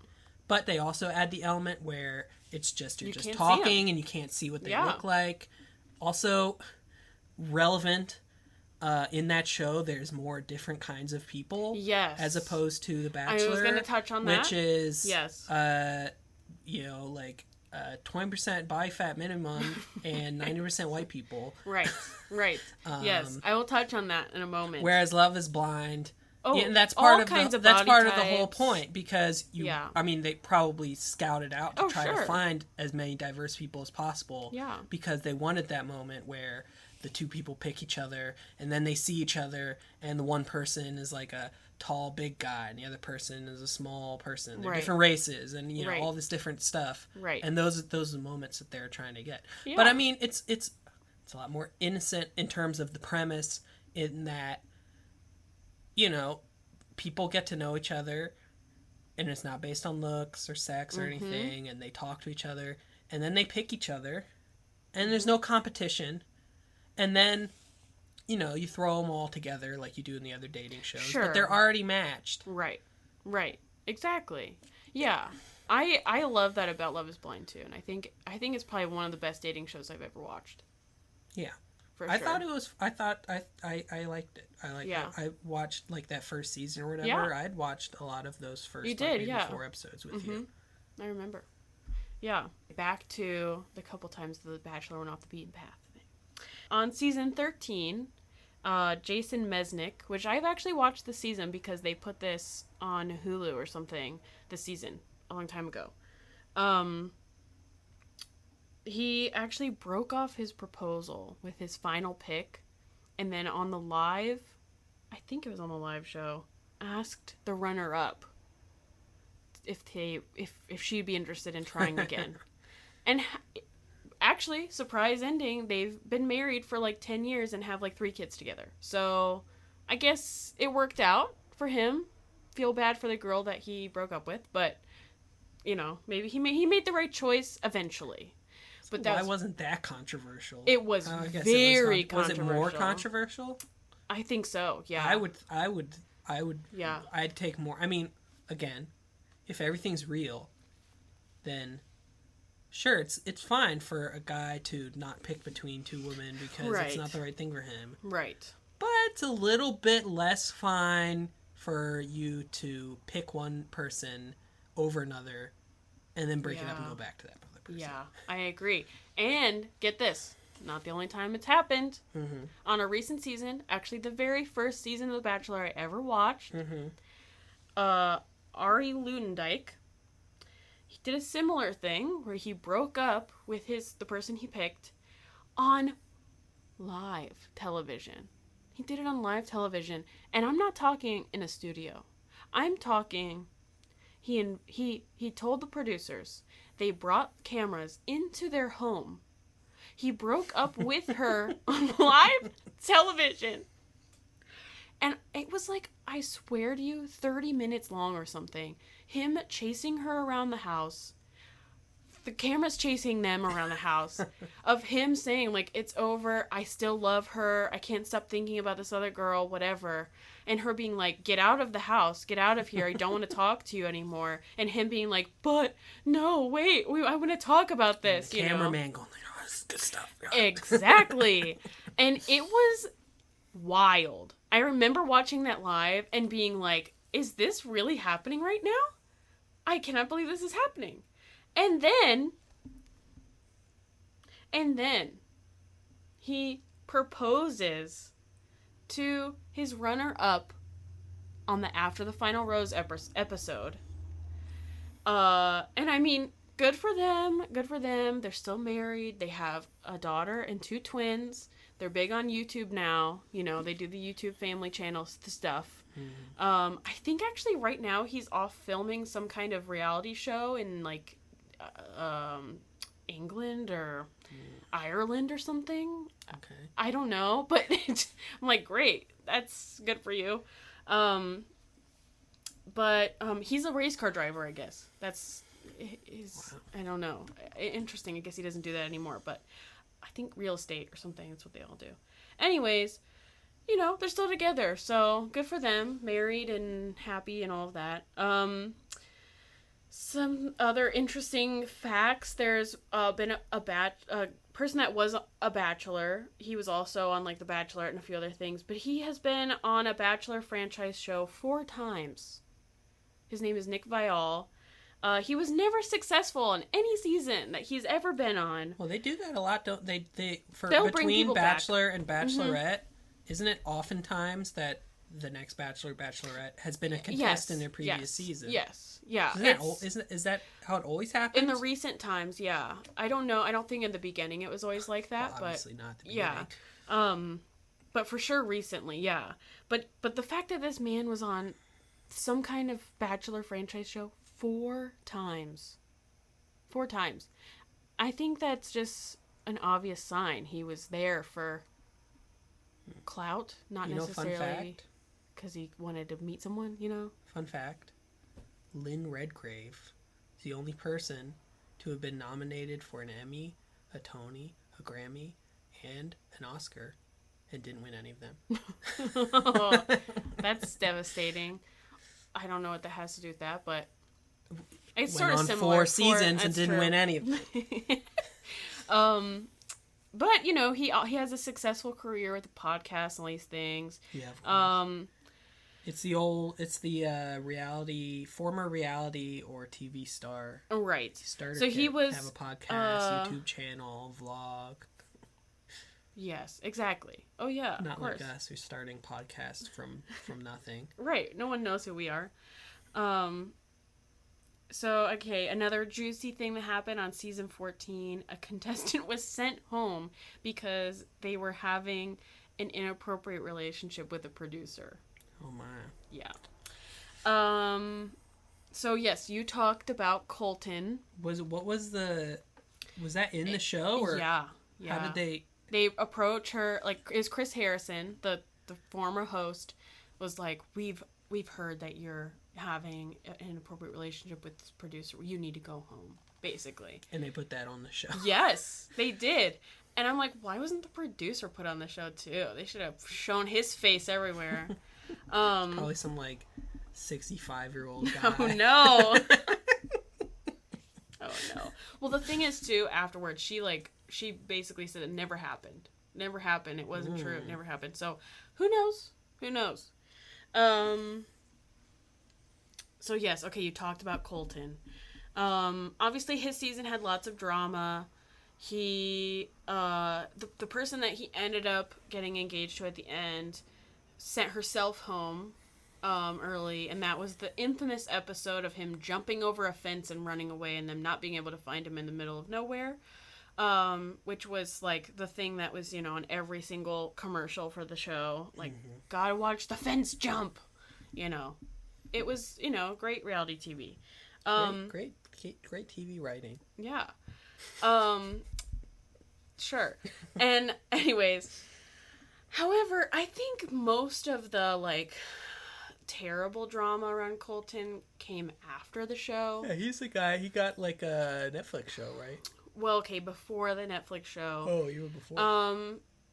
So him and this person, Cassie, they were dating. I think they were engaged. And she broke it off with him, I believe. And that was a guy who was like, I'm a virgin, and they made that such a big deal. Yes, and they made such a big deal that she was the first one he ever, slept with or something. It was like, okay, come on. And then I guess they found out later why he wasn't a virgin. True. Anyways, essentially they break up, and he starts stalking her. And I don't mean just lots of texts and calls. I mean following her. I mean threatening her. I mean terrible stalking activity. Terrifying. Saying he can't live without her and all this stuff. It was awful. So she filed a restraining order against him. Yeah, okay. So he's like, where do I go next with my entertainment career? Well, so what's interesting is sort of as all this stuff is coming out, because I think can't remember if it was her or him. One of them was writing a book. And it was like, we're going to put this in the book. And the other person was like, no, don't put this in the book. Something like that. So all this stuff was coming out. And then it was out that he had this TV show that was going to be coming out on Netflix, which was just following his life. And at some point during all of this, he came out. And, it was a very interesting mix of people going we're proud of you. That was hard for you, I'm sure. And, you're still a terrible person. Mm-hmm. We don't care. You've done all these terrible things and never addressed it. Because he hadn't. I mean, did it feel like he was, pulling a move to, try to, gain points? Oh. I don't know. I mean, I don't think he's not faking it. Yeah. Well, not that he's faking it, but maybe the timing. The timing. Does he seem like the kind of person to do that to try to get points, to try to gain favor after he's... Oh. I don't know. I think the timing was just bad. He should not have done it when he did it. But you don't think so? I don't know. I mean, I don't know the guy. You've watched a lot of him on TV. It's true. But apparently we knew nothing about him because he's dating all these women and isn't even wanting to. But anyways... at the end of the day, I'm pretty sure I don't know, maybe they're married. He was engaged to a man that was twice as old as him. So great, glad for him. I'm sure he's making tons of money. I don't know if they're... I'm looking it up. Are they married? Let's see. He was in the NFL. I remember that. Yes, he's an NFL player. Signed by San Diego Chargers, undrafted as free agent. Was on practice squads. After being released by the Raiders. Yeah, so he didn't actually play. He was on practice squad. But... None of these guys that end up on The Bachelor are actually good, It's they're just bench, practice team Another guys. reality show, I just remember Dancing with the Stars. Oh, yeah. That's a good one. Those are fun times. Mm-hmm. according to Wikipedia, I think they're engaged, but Okay. not married. Yeah, that's what I thought. I mean, I've been pretty much... He's engaged to a politician. Yes. Very interesting. Yeah. Mm-hmm. Obviously, like we talked about already a little bit, the show is not the most progressive, I would say. It's not diverse, really. They've sort of gotten better over the past few years. Lots and lots of people have criticized the show recently. There's been like big movements. I've seen a small amount of diversity ethnicity-wise. Yes, yeah. Zero body-wise, yeah. Zero. And I'm talking that's the size they wear. Zero. It's like there's no diversity. That's a good line. Yeah. They've been a little bit better. Wait. Did you come up with that or did you steal that? No, I just thought of that. Oh my gosh. You're a genius. Thank you. Yeah, I mean, I think over the last few years, there's been a lot more, push for diversity. There's been lots of big movements amongst, like, the Bachelor fan communities for them to be more diverse. Sort of their answer to that was have the first Black Bachelor, even though he had never been on a season of The Bachelor or Bachelorette ever. Didn't they no one knew who he was. Didn't they replace the host with a black guy, too? They did, for a part of a season, and it was really good. It was Emmanuel... Oh, what's his last name? Emmanuel. He does the series Conversations with the Black. Yes, Conversations with a Black Man. Also a football player. Yeah, he's a big guy. He's on Fox Sports. He's like a caster. Yeah, he was really good. I did really like him. I have to say, I'm not the biggest fan of sports, but I've watched sports from time to time. People that are sportscasters are like, they're just good, at like talking, and I mean that's their job. But like, I feel like even better than news. More than like maybe like news people. They seem more maybe normal. Yeah, well, it's the thing is that like news people, they say the news, right. But like sports people, they have to say the sports stuff, like and be on point. Yeah. But they also have to be like casual, right, and talk about their opinions, right, and. Since it's sports as a setting, it's like it's more casual also, right. And it's, You don't have as many, like, unhinged takes amongst the sports community. Yeah, that too. Yeah. I mean, there's still some, I'm sure. Well, and that's the thing, it's like in politics, if you have some kind of crazy out there opinion that nobody else agrees with, then, like, you're crazy. But in sports, that's what you do. Everybody has a crazy out there opinion that, and so you're not crazy. And it's okay. Just, it's okay if they have a crazy opinion because they're not damaging like, tons of people or large people groups. It's less pressure. Yeah.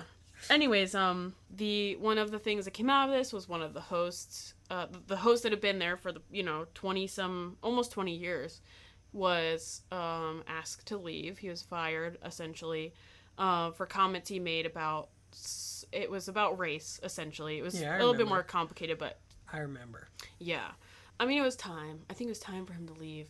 Yeah, I mean, it wasn't just until, like, a year and a half ago that they had the first Black Bachelor. And before that, the only other Bachelor that wasn't just a white person was... I don't even remember his name. Juan Pablo. That's the only person that hasn't been, like, just straight white guy, Wow. Well, straight, not straight. Colton was the only outlier in this.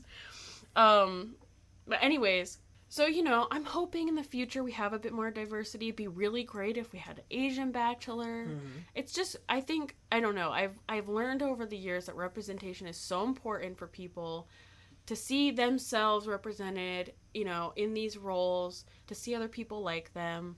To not feel so alone, all of that. It's important. So, yeah, I'm hoping that they start to diversify.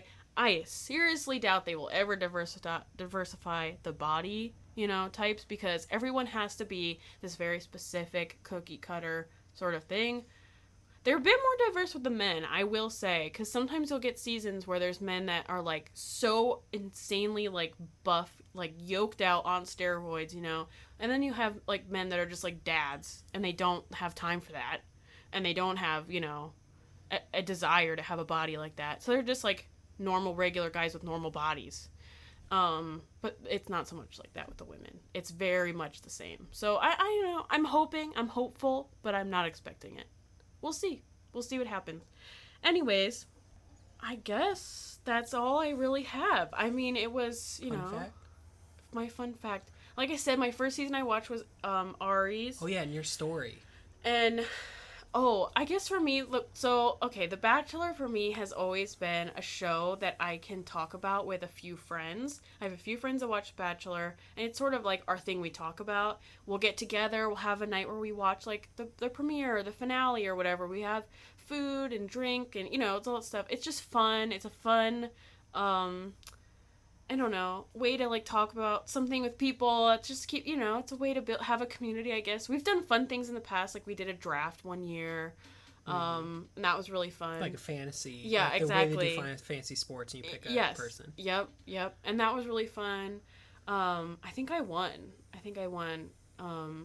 It was lots of statistics and roses and all stuff, but The Bachelor and, like, sports worlds have a lot of overlap. Yeah. Like, because I know, like, I used to listen to sports podcasts, and a lot of those podcast creators would also do, like, their Bachelor podcast or on the side, that kind of thing. Yep. And, like, I feel like I've seen, like, sports personalities that, like, know stuff about The Bachelor. Oh, for sure. And, like, and there's a whole fantasy thing. Yeah. And there's, like, overlap where some, like, athletes go on. Very recently, there was a book that was put out called How to Win the Bachelor. And Nice. It was by this person who has, like, intensely studied, like, all of the statistics around the Bachelor. And, like, if you do this and this and this and this and this, you're statistically more likely to win because this, So, I appreciate, though, that there's no, like, cash prize. Yeah. Because then it would be, like, okay, I would say the cash prize doesn't come from the ABC. It comes from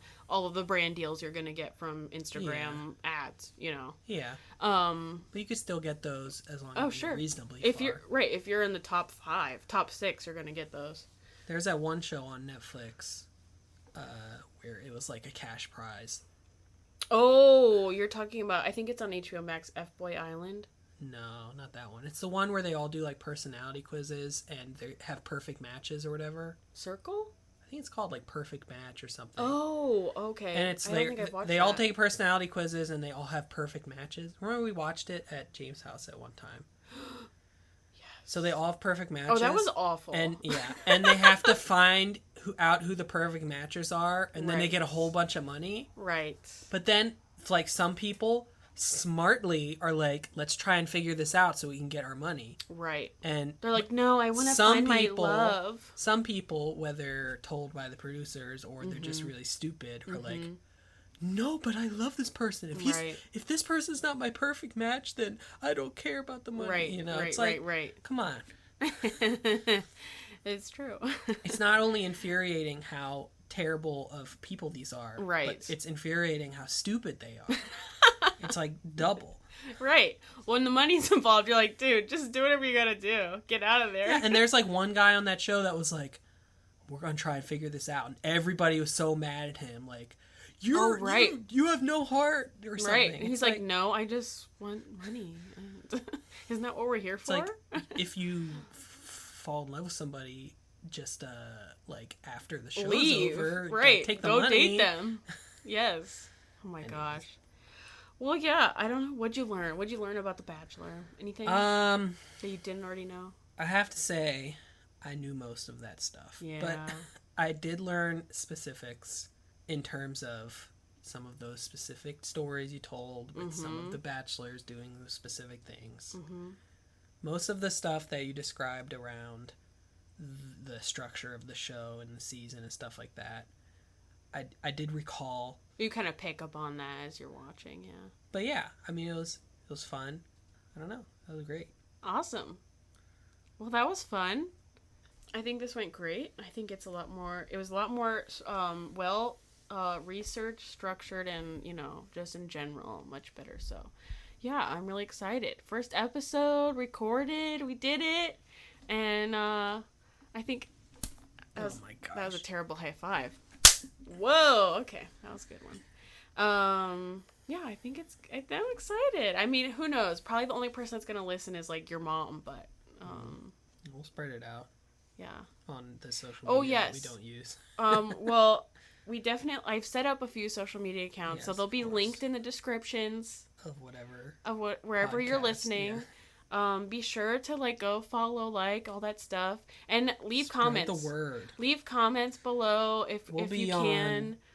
Rate us 5-star if you can. All of those things. We don't know anything about making a podcast, so no, we don't. But we would really appreciate your support. Sharing this with your friends if you enjoyed listening to it. We'll post it on SoundCloud or something. We're SoundCloud podcasters, not SoundCloud rappers. All right. Yeah, thanks for listening, guys. Once again, follow us on all the things, like all the things, share all the things. You know what to do. Comment below. Let us know what you think. Give us any feedback. Said that already. I'm saying it again. This is my goodbye. Bye. Thanks for listening.